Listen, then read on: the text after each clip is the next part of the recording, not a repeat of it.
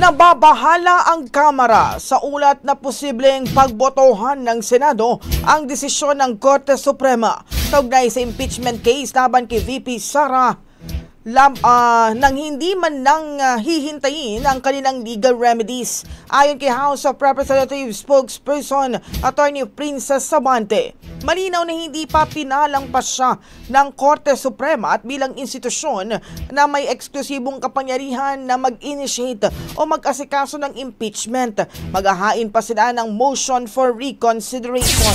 Ito ay usapin ng constitutional right at institutional integrity lalo't may nakita umanong factual errors na inilabas sa legal conclusions.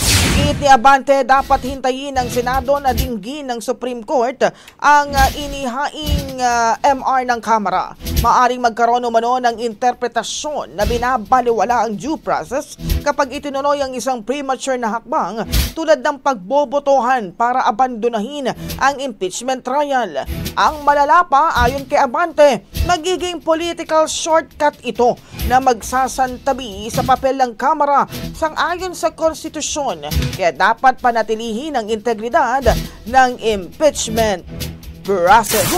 Ang bahaging ito ay hatid sa atin ng DriveMax Herbal Capsule. Lalaking angat, tumatagal.